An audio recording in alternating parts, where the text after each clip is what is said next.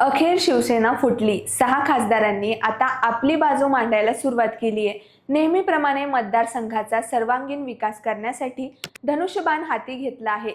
शिंदे साहेबांच्या नेतृत्वाखाली विकासाची कामे करणार उद्धव ठाकरेंचं नेतृत्व फोल आहे, असे आरोप फुटीर खासदार करत आहेत। यात काही नवीन नाही। महाराष्ट्राच्या जनतेने अशा वल्गना अनेकदा ऐकल्यात आणि आनंदात पचवल्या देखील आहेत। पण या सगळ्या प्रकरणामागे शिवसेना ठाकरे गट काँग्रेसमध्ये विलीन होणार असल्यामुळे पक्ष सोडल्याची चर्चा पुढे येऊ लागली आहे, ज्यामुळे अनेकांच्या भुवया उंचावल्या आहेत।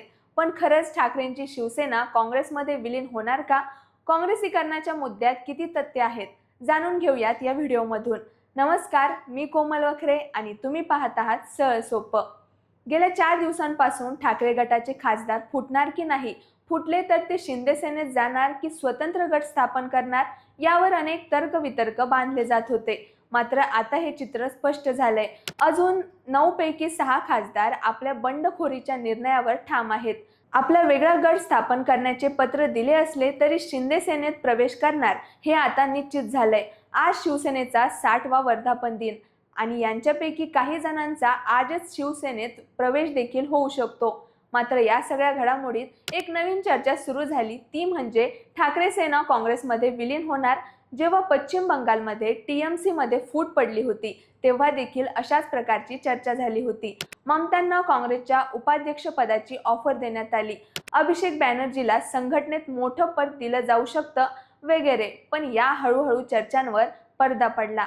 त्यामुळे ठाकरेंच्या काँग्रेसमधील विलिनीकरणाच्या मुद्द्यात काय तथ्य आहेत का, हे पाहणं महत्त्वाचं ठरतं।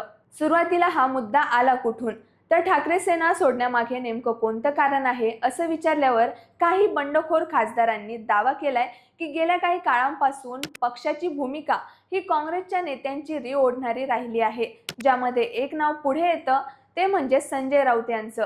संजय राऊत त्यांच्या पत्रकार परिषदांमधून थेट काँग्रेसची बोली बोलत असल्याचा या खासदारांचा आरोप आहे। मागील काही काळात संजय राऊत यांनी राहुल गांधी किंवा अन्य काँग्रेस नेत्यांच्या भूमिकांना मोठ्या प्रमाणात समर्थन दिलं। त्यांच्या पत्रकार परिषदांमध्ये, सोशल मीडियावरील पोस्टमध्ये काँग्रेसच्या भूमिका आणि नेत्यांचं उघड समर्थन केलं गेलंय। मग ते मीनाक्षी नटराजन यांचा अर्ज बाद केल्याबद्दल नाराजीचं ट्विट असो किंवा पंतप्रधान पंडित नेहरू यांच्या जयंतीनिमित्तची पोस्ट असो, पण यावरून ठाकरेंचं काँग्रेसीकरण होतंय आणि त्यामुळे आम्ही बाहेर पडतो असं म्हणणं कितपत योग्य आहे? मूलतः जेव्हा 2022 मध्ये शिवसेना फुटली, त्यानंतर जी 2024 लोकसभा निवडणूक झाली, तेव्हा हे सर्व खासदार फक्त ठाकरेंच्या तिकिटावर नाही तर महाविकास आघाडीच्या तिकिटावर लढले होते आणि त्यांना निवडून देणाऱ्या मतदारांमध्येही काही काँग्रेसचे मतदार असतीलच। तेव्हा निवडणुकीत काँग्रेसची मतं घेताना या खासदारांनी वैचारिक बांधिलकी दाखवली नाही। आता जेव्हा पक्षातून बाहेर पडण्याची वेळ येते तेव्हा विचाराची ढाल पुढे केली जाते आणि राहिली संजय राऊत यांची गोष्ट, तर युतीमध्ये सोबतच्या पक्षांची भूमिका म्हणजेच आपल्या पक्षाची भूमिका असा अलिखित नियम असतो, त्याशिवाय युती टिकणार कशी? त्यामुळे ठाकरे सेना काँग्रेसमध्ये विलीन होणार असल्याचा मुद्दा पूर्णपणे तथ्यहीन आहे। आपल्या बंडखोरीला वैध ठरवण्यासाठी आणि आपणच खरे शिवसैनिक आहोत, बाळासाहेबांच्या विचारांना टिकवून ठेवण्यासाठी हे पाऊल उचललं, असा आव बंडखोर खासदारांकडून आणत असल्याचं बोललं जाते। शिवसेनेत याआधी देखील अनेकदा फूट पडली। बाळासाहेब हयात असताना छगन भुजबळ, नारायण राणे, राज ठाकरे अशा अनेकांनी शिवसेनेसोबत बंड करून आपली वेगळी वाट धरली। मात्र तरीही शिवसेना टिकून होती आणि आजही आहे। पुढे राहील की नाही हे आता काळच सांगेल। मात्र सध्या तरी शिवसेनेच्या काँग्रेस विलिनीकरणाची कोणतीही हालचाल सुरू नसून उद्धव ठाकरे आपल्या भूमिकेवर ठाम आहेत। आज दोन्ही शिवसेनेकडून त्यांचा 60वा वर्धापन दिन साजरा केला जातोय। फक्त फरक एवढाच आहे की शिंदेच्या सेनेत जो हर्ष दिसतोय तो हर्ष ठाकरेंच्या सेनेत दिसत नाहीये। काही प्रमाणात अजूनही ठाकरेंना आपले खासदार परत येतील अशी आशा आहे।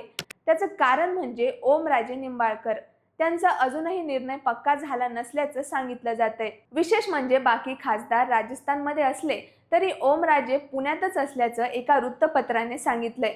20 तारखेच्या वडिलांच्या हत्येच्या निकालानंतर आपण निर्णय घेणार असल्याचं त्यांनी सदर वृत्तात सांगितलं होतं।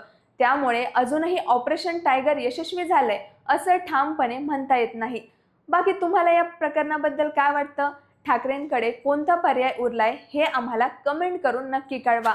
सोबतच सरळ सोप्पं चॅनेलला सबस्क्राईब करायला विसरू नका.